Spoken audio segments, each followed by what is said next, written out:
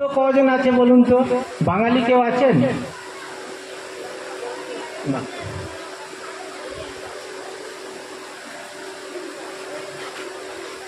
শ্রাবণের মাস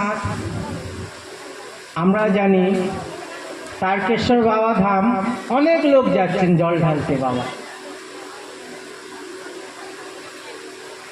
কিন্তু বাবার মাথায় যখন আমরা জল ঢালতে যাই তখন একটা লিস্ট নিয়ে যাই কিনা বলুন? আই কলিযুগের ভক্ত বাবা, আমার ছেলে খুব ভালো একটা চাকরি হয়ে যাক,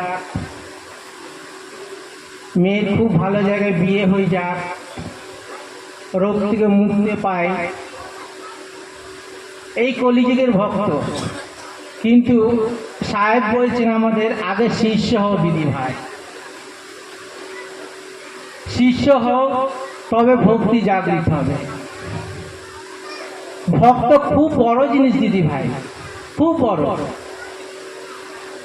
কিন্তু আমরা ভক্তি করতে পারছি কোথায়? যে ভক্ত হবে তারকেশ্বর শেওড়াপুর থেকে যাবে হেঁটে হেঁটে, কিন্তু বাবার কাছে কিছু চাইবে না, বলবে বাবা আপনি ভালো আছেন, আপনার সঙ্গে দেখা করতে এলাম। এটা হচ্ছে ভক্ত। আপনি ভালো আছেন তো, আমার বাবা, এটা হচ্ছে ভক্ত। এটা জাগৃত কে করবে? ভক্তি তো সবাই করছে আজকে পরিবেশে, কম বেশি সবাই করছে। আমার পাশে বাড়ি খুব সুন্দর চর্চা করছে, এর চেয়ে বড় আমি শিব চর্চা করাবো, কিন্তু ভক্তি তো জাগৃত হচ্ছে না দিদি ভাই। কে জাগৃত করবে? গুরু। গুরুর কাছে তো সবাইকে আসতে হবে, চাই বাঙালি হোক, চাই বিহারি হোক, যেই জাতের হোক, যেই ধর্মের হোক, যেই বর্গের হোক, গুরুর কাছে তো সবাইকে আসতে হবে। কোনো উপায় নেই কলিযুগে। শিবকে বলা হচ্ছেন আদি গুরু। শিব যদি গুরু না হতেন এই জগতে কেউ গুরু হতো না। আর যতই গুরু এসছে জানেন, সে শিবের কাছ থেকে ঊর্জা, শিবের কাছ থেকে জ্ঞান প্রাপ্ত করে কেউ শ্রীরামকৃষ্ণ পরমহংস হয়েছেন, কেউ বামাখ্যাপা হয়েছেন, কেউ গৌতম বুদ্ধ হয়েছেন। শরীরধারী গুরু, সদ্গুরু যাকে আমরা বলি। আর শিবকে বলা হয় সদ্গুরুরও গুরু, জগৎগুরু শিব। তাকে আমরা নিজে করে নিতে পারি। এই শিবচর্চার উদ্দেশ্য মূল একমাত্র এইটাই মূল উদ্দেশ্য, যে আমার গুরু মহাদেব, ভাই বোন আপনারও গুরু হতে পারে শিব, যে সর্বশ্রেষ্ঠ শ্রেষ্ঠা, ঈশ্বর মহেশ্বর, ওনাকে স্বয়ম্ভু বলা হয়। স্বয়ং যিনি এসছেন এই জগতে। অনেক শিবলিঙ্গ আপনি দেখেছেন, হয়তো শুনেছেন, নিজে নিজে মাটির থেকে বেরিয়ে গেছে।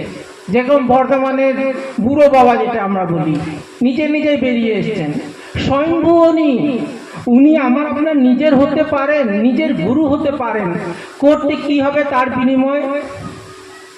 বেলপত্র চাপাতে বলেছেন, গঙ্গা জল চাপাতে বলেছেন, ফল প্রসাদী ধূপকাঠি বলেছেন গুরু? কিছু বলেনি দিদি ভাই। কি দিতে পারবো আমি আপনার ওনাকে? সব কিছু আমার আপনার ওনার কাছে দেয়া। যে নিঃশ্বাসটা চলছে না সেটাও শিবের দিয়া। বলছে যদি শিব শরীর থেকে বেরিয়ে যায়, এটা সও হয়ে যাবে। যেটা আমরা চোখের জ্যোতি যেটা দেখছি ওটা শিবের দান, যেটা চলছি হাঁটছি ফিরছি শক্তি সেটাও শিবের দান, শরীর যে রক্ত দৌড়াচ্ছে সেটারও শিবের দান, যে বেলপাতা চাপাচ্ছি সেটাও শিবের, যেটা গঙ্গা জল চাপাচ্ছি সেটাও বাবার মাথায় আছে। আমরা কি উনাকে দেব? নিজের ভক্তিটা দিতে পারি। সাহেব বলছেন নিজের ভক্তিটা দিতে পারি। সেই ভক্তিটা আমার আপনার ভিতরে রয়েছে, বীজ রূপে রয়েছে, ওইটাকে গুরু জাগায়। সন্ত রায়দাসের নাম শুনেছিলেন, মহান গুরু ছিলেন উনি। তার শিষ্যা ছিলেন মীরাবাই। উনার কাছে যেতেন, তার স্বামী ছিলেন রাজা রানা। রাজবাড়ি ছেড়ে উনি গুরুর কাছে যেতেন বারবার। কি হলো? मीरा दीवानी हो गई, वो तो गली गली हरि गुण गाने लगी। कृष्णर प्रति भक्ति जागृत करे दिल गुरु, तार गुरु। মীরাবাই সেটা বীজ রূপে ছিল, সেটা জাগিয়ে দিল।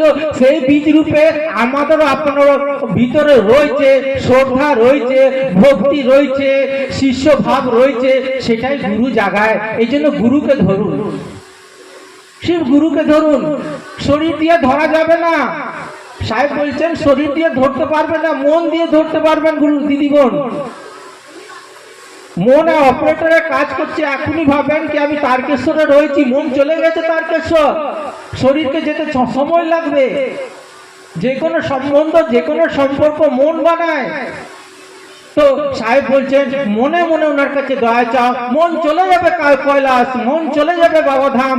হে মহাদেব, তুমি আমার গুরু, আমি তোমার শিষ্যা, আমার উপরে দয়া করবেন না মহাদেব? উনি কার উপরে দয়া করেনি?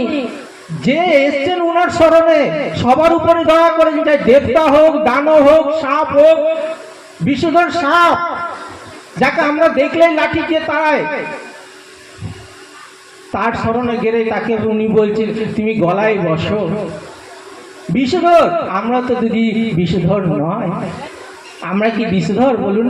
আমাকে আপনাকে উনি নিজের স্মরণে নেবেন না? বাস ভক্তি দ্বারায়, মন দ্বারায় উনার কাছে আসতে হবে। হে মহাদেব, তুমি আমার। এই জগতে সবাইকে আমি নিজের করে নিয়েছি। পাশে বাড়ি যদি কোনো সুবিধায় পড়ে না, তার জন্য আমাদের বেদনা জাগে। আর যে সত্যিকারের নিজের, তার জন্য কোনো বেদনা নেই আমাদের।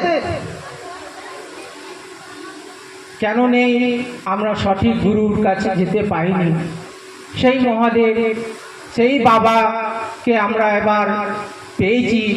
সেই বাবা, ভোলে বাবা, যাকে আমরা দীর্ঘদিন ধরে পুজো করতাম, সোমবারে পালন করতাম, শিবরাত্রি করতাম, সেই ভোলে বাবা আমার আপনার এই কলিযুগে আপনার একদম সামনে চলে এসছে।